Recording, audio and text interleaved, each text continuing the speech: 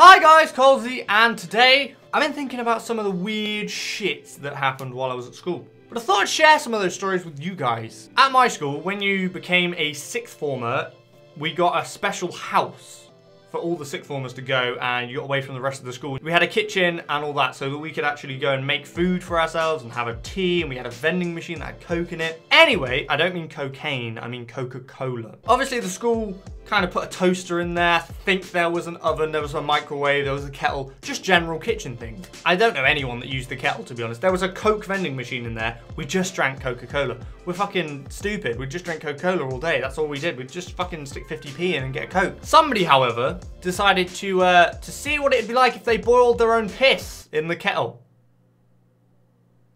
Yeah, that's right. They pissed in the kettle and boiled it. Needless to say, the school wasn't exactly happy with this and refused to buy us a new kettle. I'm gonna sneeze.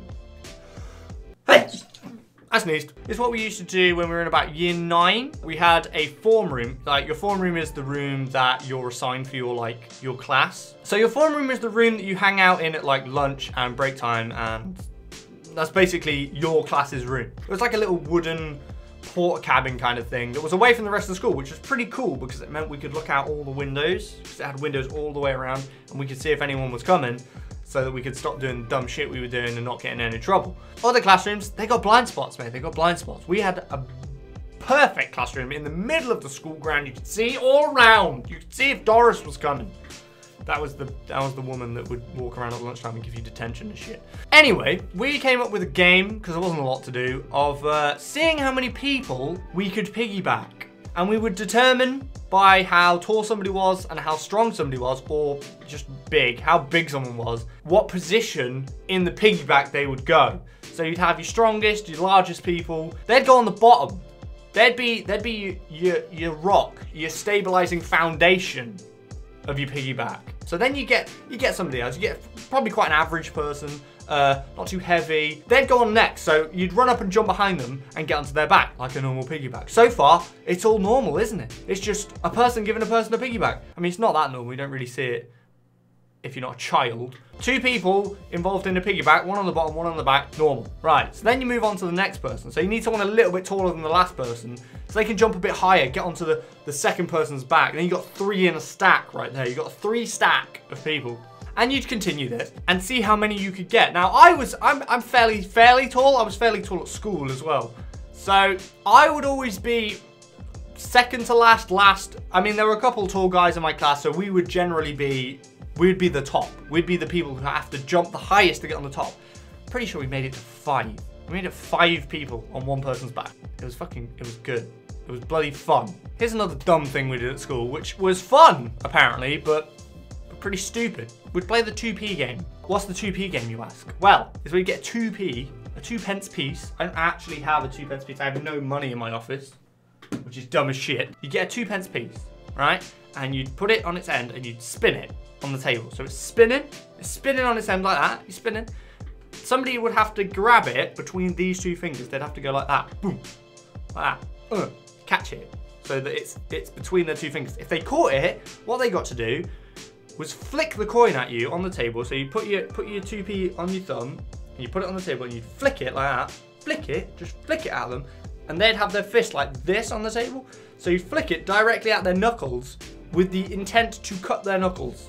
And you would continue this, taking it in turns, spinning the coin. If you grab it, you get to flick it at the other person's knuckles. If you didn't grab it, they get to flick it at your knuckles. That was it. That was the game. I mean, nobody really won in that game. It's just both people ended up with cuts all the way along their hands from coins smacking them really hard. We then stepped that game up when we got a bit bored. We're like, 2p's are too easy. I mean, I've got cuts on my knuckles, but I don't care. It's boring. We then decided to use larger coins, like a £2, which is heavier, to see how much damage that could do to somebody.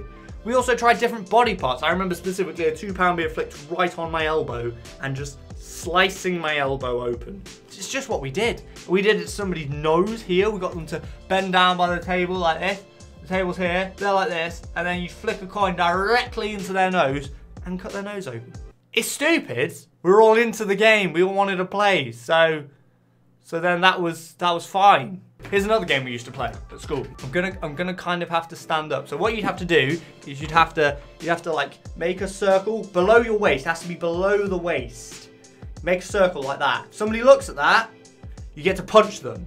You get to punch them. If they look at this, you punch them. You can do it down here. You can do it right on your ankle. If they look at it, you punch them. However, if you look at it, but get your finger inside it before they manage to punch you, you get to punch them. That's a great game. It's called the circle game. You put a circle below your waist, and if they look at it, you punch them. But if they get their finger in first, then they get to punch you.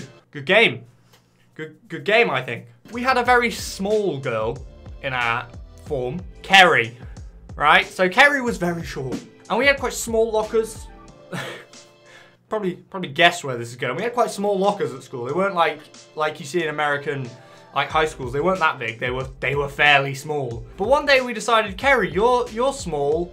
I wonder if you'd fit in a locker. So I mean, she was up for it, so that's fine. It wasn't like we forced her into it. She thought, yeah, good point, guys. I wonder if I can fit into a locker. She got in, and then we pushed her a bit, you know, to try and wedge her in there. Then we noticed Doris was coming. She's the lunchtime woman who's walking around school checking no one's doing stupid shit like we were. Fuck, Doris is coming. What did we do? Did we get her out? Did we get Kerry out? No, we didn't. We just left. We just fucking ran. Kerry got detention for being in a locker. She was in a locker! Why would you get detention for being in a locker? I'm just sat in this locker just for my own enjoyment. Nobody put me in here. I decided to do it of my own accord. Why is my chair spinning? My chair is... Okay. Our school, as in all the kids at our school, hated Jamie Oliver. The reason for this, if you're from the UK, you might remember Jamie Oliver did something about making school dinners healthy. He got rid of all like turkey twizzlers and shit, and he went around to schools and he fixed them all that. Whatever. Right? It was fine. Great thing to do. Like, keep people healthy. Great. Good idea, Jamie Oliver. But as a child, as a younger person, as a teenager, that wasn't what I thought. That wasn't what we thought at school. He came to our school and he took our fucking sweets.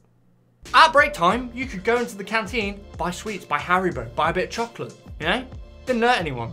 Probably school made a shit ton of money out of it because everyone would fucking buy sweets. That only lasted for about the first year I was there. Then Jamie Oliver came in. No more sweets anymore. It was fruit. Jamie Oliver took my sweets and replaced it with fruit. Do we have to be a healthy school now? La la la la. You still serve Coke in sixth form, mate. You still get Coke out of the Coke machine. Phone's ringing. Let's just wait for that to stop ringing, shall we? Let's just check my mobile while that's ringing. I'm not answering it. Not answering it. It's still ringing. It's still ringing. In the science block, you'd have gas taps to plug your Bunsen burners into your experiments and stuff with. So you'd turn the valve on the gas tap and gas would just come out, effectively. Basically, that's what would happen. Obviously, you're not supposed to just turn them on when there's nothing connected and you're not using it. When we were told to light the Bunsen burner, what they would do, everyone would get a Bunsen burner. You'd plug it into your gas tap that was like near you, because you had them in front of you on the desk. So you'd have one near you, you'd plug your Bunsen burner in. The teacher would light a Bunsen burner on their desk at the front, and you would walk over with like a piece of wood that they had to light it. You'd light this piece of wood from their Bunsen burner at the front, and you'd take it back to yours, turn the gas on, and then light your Bunsen burner. That's what you were supposed to do. But what did we do? Well, we'd light the stick and we'd take it back, and then we'd turn on a different gas tap that maybe wasn't connected to a Bunsen burner, and just make a little flamethrower there. Just gas shooting out, but we'd just light it, so it was just a flamethrower. We made flamethrowers in science. Science is pretty dangerous. There's a lot of rumours that go around in school while you're there. A lot of rumours. I've met other people that went to a completely different school to me and I didn't know till recently, and they will say the exact same story that I heard. Warning, these stories are a little bit gross, and they're probably not real, but they are a bit gross. There's a couple of different varieties of a similar rumour. There was one rumour, one version of the rumour that was a girl had stolen a test tube from the science lab and used it as a dildo, and it smashed inside of her. Inside of her vagina. I'm pretty sure this isn't real, because I've heard exactly the same story from someone who went to a different school. I'm pretty sure it was a widespread rumour that pretty much everyone heard. It was always, there's this girl, yeah, she's like in year 11, and she took a test tube from the science lab, and she used it as a dildo, and it broke inside of her. Oh my God. And you're like, who was it? And you're like, oh, just some girl in year 11. Don't tell anyone. Shh. Similar rumor. There was a girl that shit in a condom and froze it and used that as a dildo. Again, pretty sure nobody did that. I don't know, it could have happened. I mean, maybe somebody's done it somewhere. I mean, if I look on the internet, I imagine that I can find it. Oh my, no. It didn't happen at school. I've rambled for like 25, 30 minutes, and I genuinely don't know if I've got anything that I can make a video out of in this. If you guys enjoyed those stories from school, I'm sure I could rustle up a few more. Anyway, thank you guys for watching. I hope you enjoyed it. Please remember to like, comment, and subscribe. Maybe don't do those things that I mentioned that I did at school. Pretty stupid. Anyway, thank you guys for watching, and I'll see you next video.